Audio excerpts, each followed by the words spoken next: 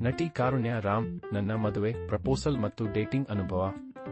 ನಟಿಯೊಬ್ಬಳು ಕಾರುಣ್ಯ ರಾಮ್ ಕಿರುತೆರೆ ಮತ್ತು ಹಿರಿತೆರೆಯಲ್ಲೂ ತನ್ನ ಪ್ರತಿಭೆ ತೋರಿಸಿರುವವರು. ಬಿಗ್ ಬಾಸ್ ಕನ್ನಡ ಸೀಸನ್ 4 ರ ಸ್ಪರ್ಧಿಯಾಗಿ ಗಮನ ಸೆಳೆದಿದ್ದ ಅವರು ಈಗಾಗಲೇ ತಮ್ಮದೇ ಆದ ಬಿಸಿನೆಸ್ಗಳನ್ನು ನಿರ್ವಹಿಸುತ್ತಿದ್ದಾರೆ. ಆದರೆ ಇತ್ತೀಚೆಗೆ ಅವರು ತಮ್ಮ ಜೀವನದ ಕಷ್ಟದ ಅನುಭವವನ್ನು ಹಂಚಿಕೊಂಡಿದ್ದಾರೆ. ಇದು ಕೇಳುವವರಿಗೆ ನಿಜಕ್ಕೂ ಆಕರ್ಷಕವಾಗಿರುತ್ತದೆ. ನಾನು ಕೆಲಸ ಮಾಡುತ್ತಿದ್ದಾಗ ನನಗೆ ಮದುವೆ ಪ್ರಪೋಸಲ್ ಬಂದಿತ್ತು. ಅದು ನೇರವಾಗಿ ಮ್ಯಾರೇಜ್ ಅಂತಲೇ ಆಗಿತ್ತು.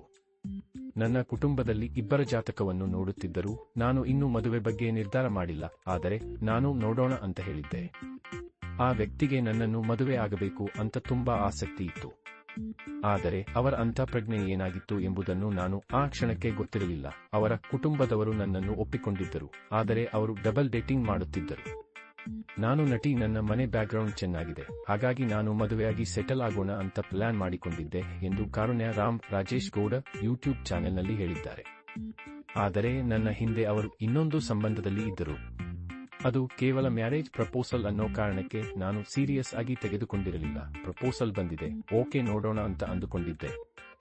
ನನಗೆ ಅವರ ಬಗ್ಗೆ ಏನೂ ಗೊತ್ತಿರಲಿಲ್ಲ. ಅವರ ಗರ್ಲ್ ಫ್ರೆಂಡ್ ಹೆಸರನ್ನು ಅವರು ನನ್ನ ಮುಂದೆ ಸೇವ್ ಮಾಡಿಕೊಂಡಿದ್ದರು. ನಾನು ಮೆಸೇಜ್ಗಳನ್ನು ನೋಡಿದಾಗ ಅವರು ಲಾಕ್ ಆದರು. ಹೇಗೆಲ್ಲ ಯಾಮಾರಿಸುತ್ತಾರೆ ಅಂದರೆ, ಒಬ್ಬ ವ್ಯಕ್ತಿಯನ್ನು ಹೇಗೆ ನಂಬೋಕೆ ಆಗುತ್ತದೆ? ಹಾಗಾಗಿ ನಾನು ಕೆಲ ಹುಡುಗರಿಂದ ನಂಬಿಕೆ ಕಳೆದುಕೊಂಡಿದ್ದೇನೆ ಎಂದು ಅವರು ತಮ್ಮ ನೋವನ್ನು ಹಂಚಿಕೊಂಡಿದ್ದಾರೆ. ನಾನು ಮದುವೆ ಅಥವಾ ಯಾರಾದರೂ ನನ್ನನ್ನು ಇಷ್ಟಪಡಿಸುತ್ತಾರೆ ಅಂದರೆ ನಾನು ನೋಡುವ ದೃಷ್ಟಿಯೇ ಬೇರೆ. ನಿಜವಾಗಲೂ ನೀವು ಸತ್ಯವಾಗಿದ್ದೀರಾ?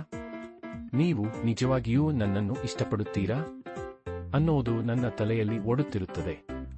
ಅವರು ನನ್ನ ಹತ್ತಿರ ಸಿಕ್ಕಿ ಹಾಕಿಕೊಂಡ ನಂತರ ಅದು ನನ್ನ ಮಾಜಿ ಗೆಳತಿ.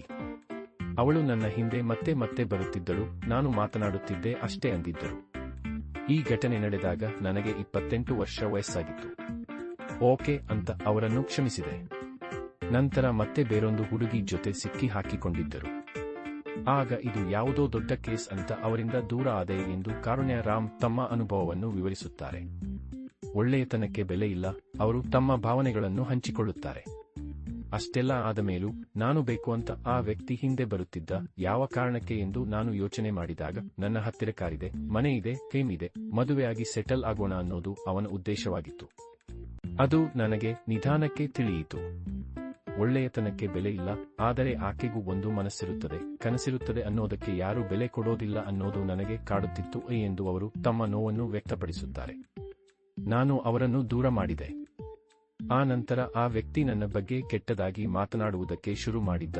ನೀವು ಎಷ್ಟೇ ಕೆಟ್ಟವರಾಗಿದ್ದರೂ ನಿಮ್ಮನ್ನು ನಾವು ಸ್ವೀಕರಿಸಿದ್ದರೆ ಒಳ್ಳೆಯವರು, ನಿಮ್ಮನ್ನು ರಿಜೆಕ್ಟ್ ಮಾಡಿದರೆ ನಾವು ಕೆಟ್ಟವರು ಎಂದು ಪ್ರಪಂಚದ ಕಣ್ಣಿಗೆ ತೋರಿಸೋಕೆ ಹೋಗುತ್ತಾರೆ ಎಂದು ಕಾರುಣ್ಯ ರಾಮ್ ಬೇಸರದಿಂದ ಹೇಳುತ್ತಾರೆ.